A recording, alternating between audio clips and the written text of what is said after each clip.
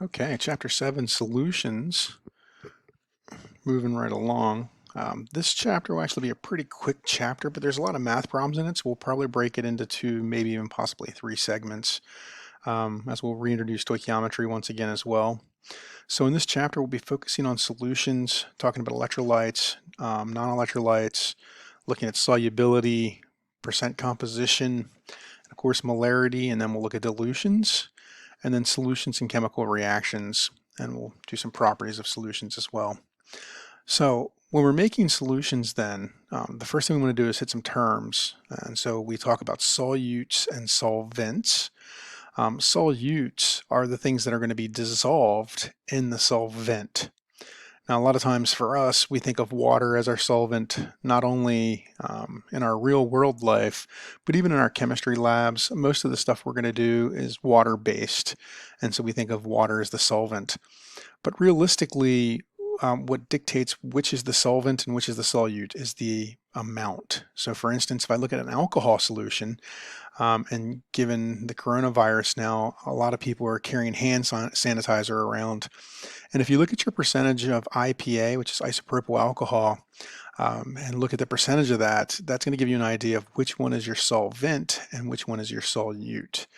And of course, if the percentage goes over 50%, and it's mainly isopropyl alcohol, then all of a sudden isopropyl alcohol becomes the solvent, and water is actually going to be one of your solutes. So again, it's all about which substance is there as the majority. Okay, so the greater amount would be the solvent, the lesser amounts would be solute or solutes. When we talk about solutes and solvents, we talk about whether or not a substance will even dissolve. For instance, if you've ever used, not super glue, it is sort of like a super glue, the methacrylate crazy glue. That's what I'm trying to think of, crazy glue. If you've ever taken crazy glue and put your fingers together and you can't get them apart, and you run that under water, you'll notice you still can't get it apart. And that's because the crazy glue, the methacrylate, won't dissolve in water. But if I take some acetone or some fingernail polish remover and just kind of put it on the edges, eventually I can wiggle my fingers apart. And that's because of whether or not it will dissolve. The other thing we always focus on is how much will dissolve. In a chemistry lab, we'll look at dilute concentrations of acids. We'll look at concentrated acids. So how much is there? Concentration. That's going to be one of the factors we're going to worry about when we're making solutions. Now, before we get started in any of the calculations, we're just going to talk about, again, some of the topics that are here. So how do we know when a substance can dissolve faster? Now, if you're at home and you're any kind of cooker, you like to do any kind of cooking whatsoever, you know that you can get things to dissolve faster if we do a few different things. And most people will realize, hey, if I stir it, right? Because if you ever make Kool-Aid, you don't put the Kool-Aid packet into the pitcher of water and set it on the counter and wait till it all dissolves. Nope, you're going to stir it up, right? So you're going to stir it. That's going to make it dissolve a little faster. One that we typically might not foresee in our real world is particle size. If I make the particle size smaller, it will dissolve faster. And again, we don't realize that one simply because it's already taken care of for us. I don't buy Kool-Aid as a brick. I buy it as a powder because they know that if it's smaller, it'll dissolve faster. Okay? And then the other one that a lot of us already know is temperature. If I heat things up, typically we'll see things dissolve faster. Now, honestly, even my kids probably know that one. Your kids probably know that one if you have children already. A lot of people know two of these three, right? Now, what I want to talk about, though, is why. Why is it that when I stir it, it dissolves faster? Why, if I make the particle size smaller, will it dissolve faster? Why, if I increase the temperature, it'll dissolve faster, right? Well, the first thing I'm going to do then is think about things in terms of particles and molecules. In order to dissolve, the solvent molecules must come in contact with the solute.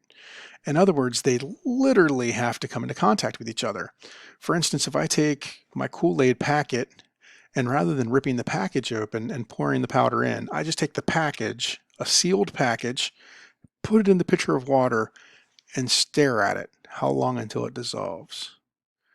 Right. It's probably going to be years because I'm going to have to wait for that paper packaging or that aluminum packaging to break down so that the water can then interact. So it seems silly, But keep that in mind. Now, if I'm thinking, magic school busing ourselves down and getting inside this beaker and looking at what's going on in there, what I have to see, or what I'm going to observe, is that the particles are going to come into contact with each other. Okay.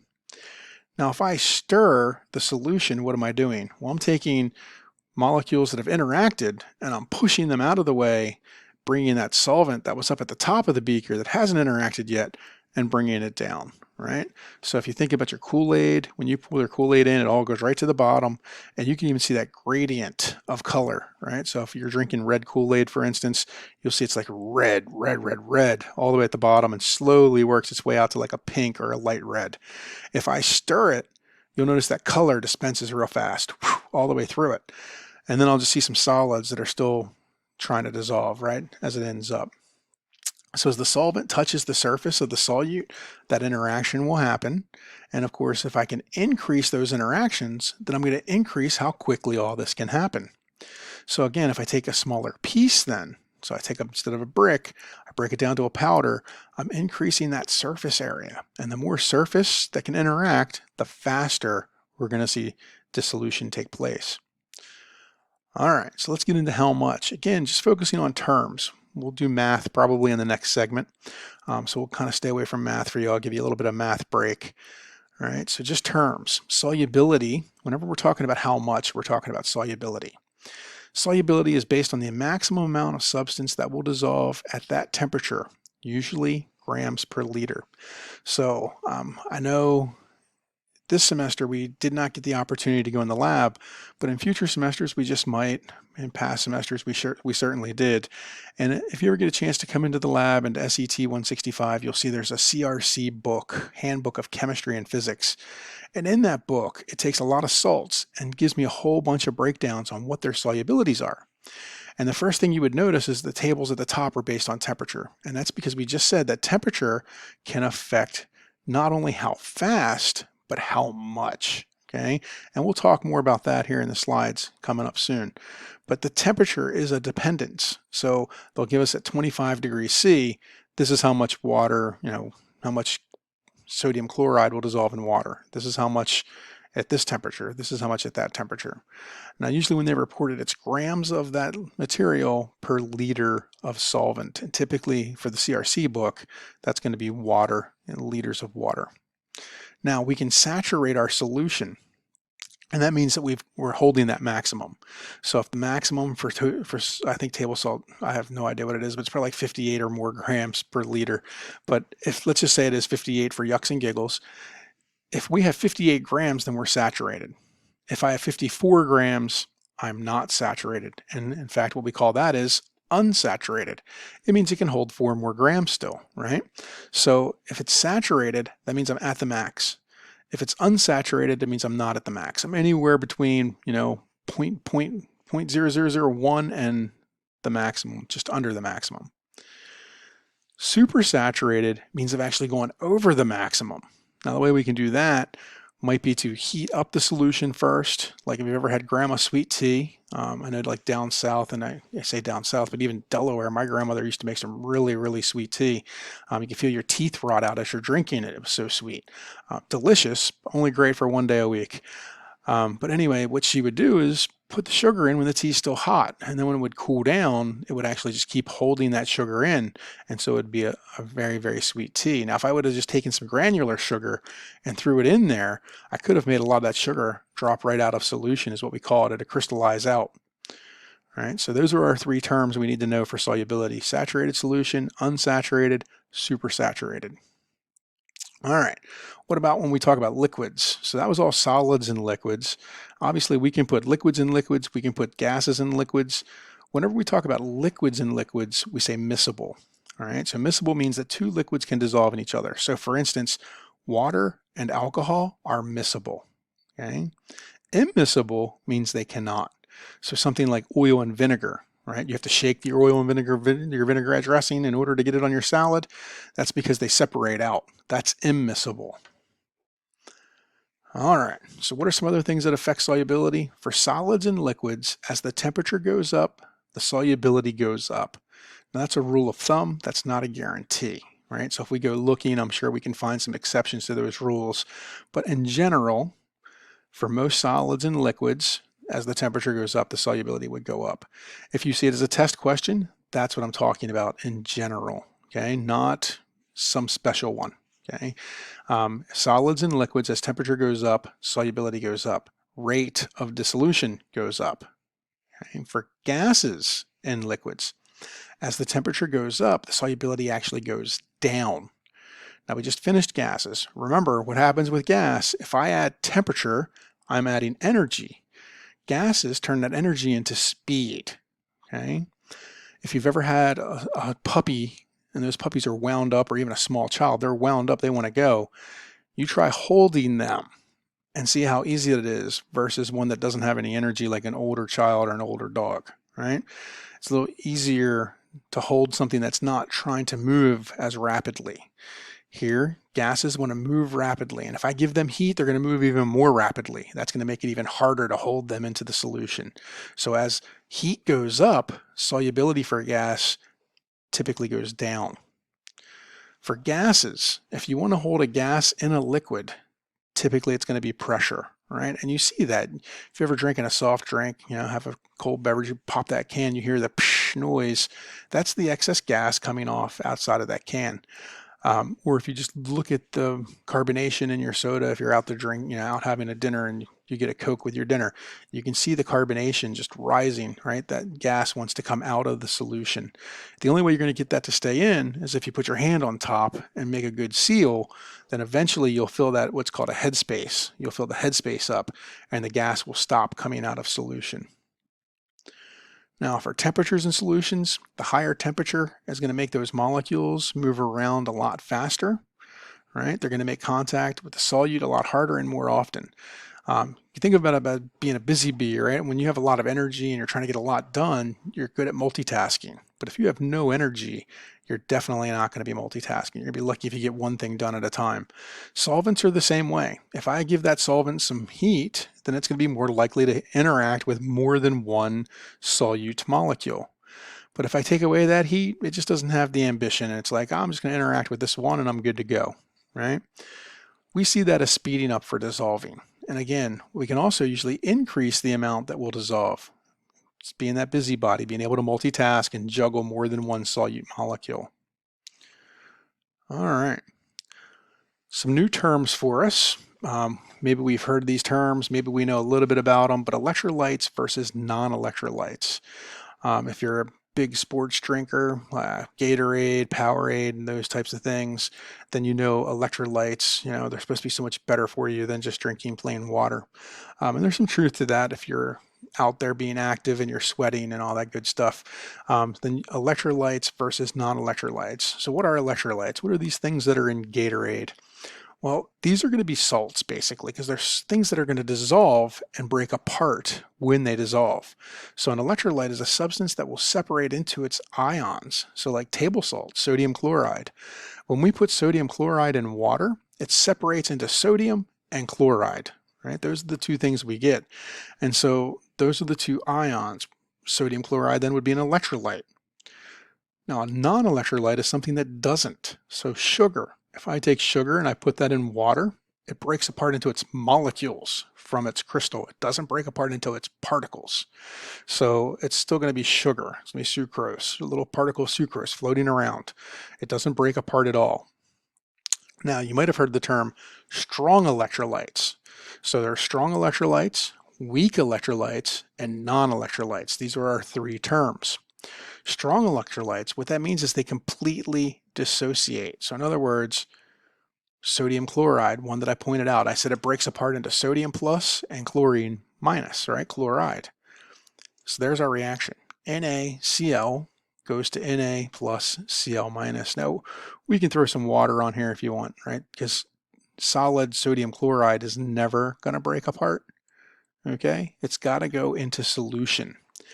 Now, when we say a strong electrolyte, the femtosecond that it dissolves, it's sodium plus chlorine minus. Okay, so there is no sodium chloride in the water.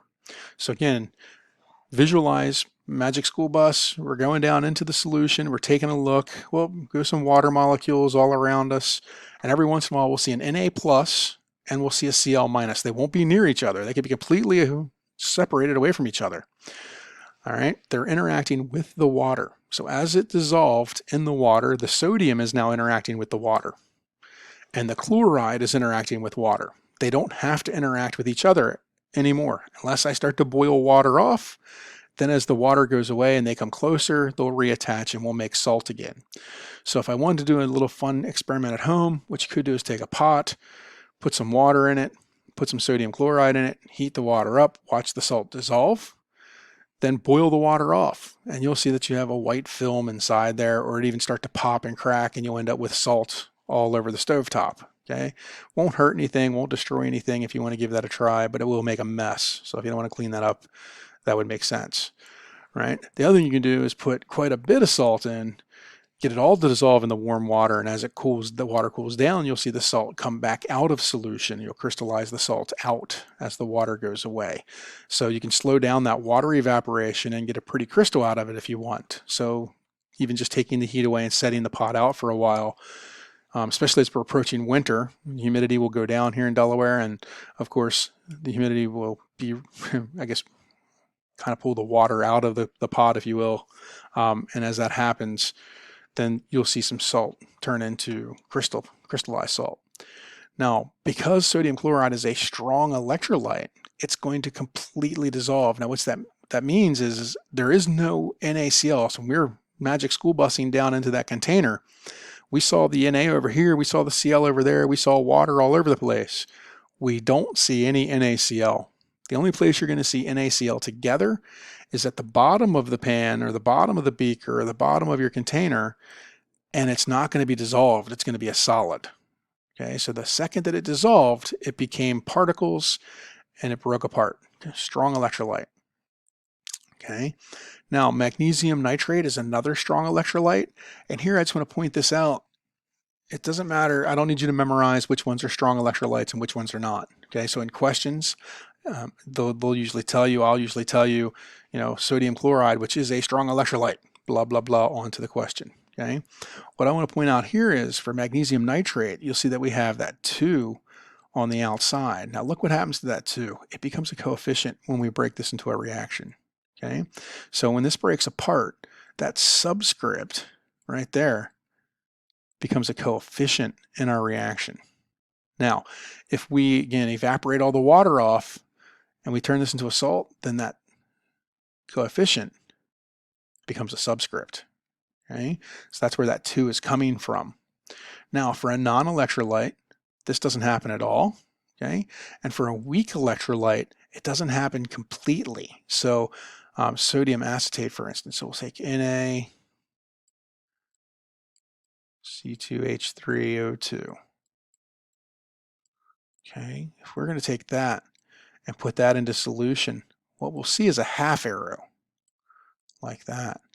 And we'll get Na plus the acetate, C2H3O2 minus. Now, again, if we're magic school busing down and taking a look at what we're seeing, we'll see the water, we'll see the sodium, we'll see the acetate, but now we actually see sodium acetate also dissolved in water. Okay, so a strong electrolyte, there's no parent particle, if you will, floating around in the water. For a weak electrolyte, we'll see parent particles floating around, and for non-electrolytes, all we see are the parent molecules floating around. All right, so that's going to end this section. We got a little bit more of terms to go over. I guess we could press forward. Yeah, we'll press into concentration a little bit before we get to the math, and then we'll take a break there. So we'll do maybe 2 more slides, because the next thing we want to do is start to look at measuring solutions and how we keep track of them, which means inevitably we're going to hit the math of the chapter. But first we'll knock out these last few terms. So concentration, whenever we're talking about concentration, that's what we're talking about. We're talking about how many particles are actually dissolved in a certain amount of solvent, right? Now the terms that come with this are going to be concentrated solution, which means we have a lot of solute dissolved in our solvent. okay? Or dilute solution, which simply means we have a small amount. So if I have a concentrated solution, then I have a lot of solvent, or excuse me, a lot of solute in the solvent. If I have a dilute solution, then we just have a little bit of solute inside our solvent, right? Now, typically for chemistry, we're going to keep track of that with a number, right? And typically our units are going to be grams per liter. More commonly would be grams per 100 milliliter, especially for usually the Chem 110ers and 100ers. Going into any of the medical professions, typically we do things in 100 milliliters. Okay, so it's going to be grams per 100 milliliters. Now, in this course, you're also, unfortunately, since it's a chemistry course, you're going to have to get used to chemical reactions, which means they don't happen in grams, right? They're going to be happening in moles. And so we'll talk about how we keep track of concentration in chemistry as well, right? So again, that'll be it for the topic component of this, just like gas laws, where we hit some of the theory, then came back to pick up math in later segments. We're going to do the same thing here. So we're at about the 21-minute mark, so we will call it a day for segment number 1, and then we'll see if we can get this done in a couple more segments here. We'll take our time through the math though. So have a great day and talk to you soon.